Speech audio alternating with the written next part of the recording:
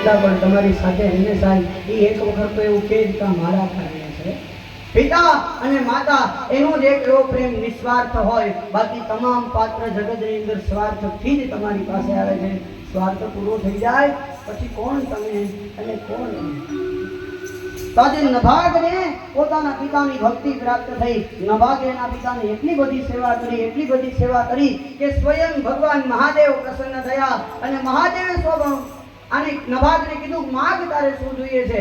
નભાગે કીધું જન્મ હું મારા માતા પિતાની સેવા કરું, મારા બાપની સેવા કરું, નાનાથી વિશેષ મારે બીજું કાંઈ ન જોઈએ. પણ છતાંય મહાદેવ પ્રસન્ન થયા એટલે એની કૃપાથી નભાગની ઘરે એટલી સંપત્તિ પ્રાપ્ત થઈ કે મહાદેવે નભાગને સોનાના વાસણ આપ્યા.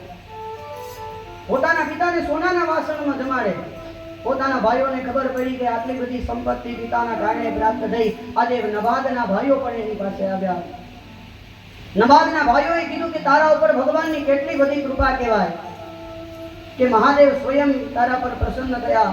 અને અંતે એક કથા સમજાવી. એક અધ્યાયની અંદર અમરીશના એકાદશીના વ્રતની કથા છે. એક દિવસ રાજા અમરીશ એ જ વંશની અંદર નભાગના વંશમાં આગળ જતા અમરીશ થયા. અમરીશ રાજાને એકાદશીનું વ્રત હતું. વ્રતના પારણા કરવાના સમયે દુર્વાસા ઋષિ આવ્યા. અમરીશ તો પ્રસન્ન થયા. સારું કહેવાય કે બાપજી આપ આવ્યા છો અને મારા પર એટલી કૃપા કે આજ મારે પારણા છે તમે મારા ઘરે પધાર્યા. હું પ્રસન્ન છું. આમ તો એકાદશીનું વ્રત કરવાના નિયમ છે. ગઈકાલે લગભગ એકાદશી આપ ઘણા ખરા રહ્યા હશો. એકાદશી હતી. એકાદશીના નિયમ છે કે તમારે દસમની સાંજથી વ્રતનો પ્રારંભ થઈ જાય એટલે દસમની સાંજથી ઉપવાસ કરવો જોઈએ. એકાદશીનો આખો દિવસ ઉપવાસ કરવો જોઈએ અને બારસના દિવસે સવારમાં આજુબાજુમાં કોઈ બ્રાહ્મણનું ઘર હોય, કોઈ મંદિર હોય, ત્યાં જઈને દાન કરી પછી વ્રતના પારણા થાય. પણ આપણે એકાદશી કેવી રીતે રહીએ છીએ? દસમની સાંજ તો જવા જ દો. 11મી સવારથી આપણું વ્રત ચાલુ થઈ જાય. રાતના 12 વાગ્યા સુધી ચાલે. 1.5-2 કિલો ફરાળ કરીએ, પેટના પાડે ત્યાં સુધી ગ્રહણ કરીએ અને જેવા રાતના 12 વાગે એટલે આપણી એકાદશી પૂરી. એ એકાદશીના ફળ પ્રાપ્ત થાય.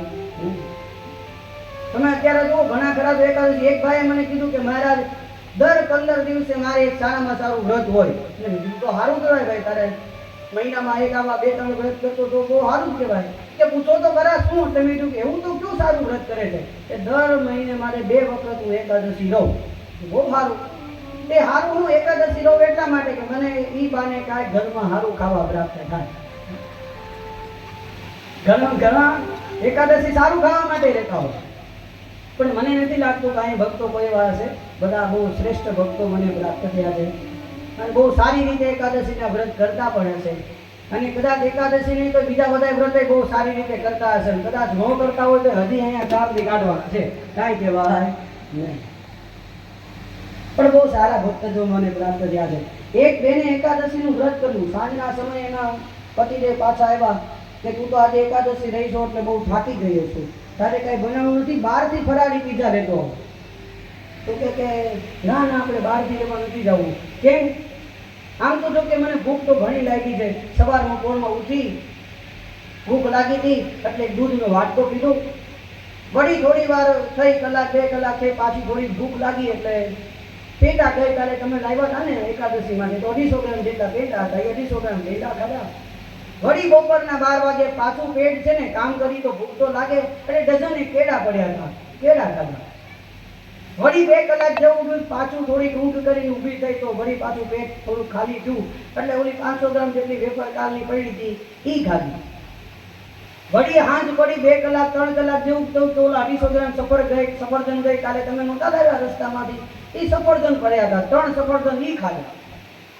વળી હાંજના હવે તમે જે કહેશો થોડી ઘણી કઈ રસોઈ તમે કહેશો તો બનાવશું, નકર 500 ગ્રામ જેટલી સૂકી ભાજી બનાવીને ખાઈ લઈએ એટલે આપણું એકાદશી પૂરી. અને જેવા રાતના 12 વાગશે એટલે ઘરમાં નાસ્તો તો છે નહીંતર 12 દિન આપણે એવી માણા કાંઈક ખાઈ આવશું. હવે 12 વાગે એકાદશીના વ્રત પૂરા થઈ જાય ઈ ક્યારે ફલીભૂત થાય? બેનો ગાતા હોય કે ધન્ય એકાદશી, એકાદશી કરીએ તો વૈકુંઠ મળે. પણ કેવી એકાદશી કરીએ તો ભગવાનના નામ લઈએ, જપ તપ કરીએ, દાન પુણ્ય કરીએ અને આવી એકાદશી રહીએ ને તો વૈકુંઠ મળે.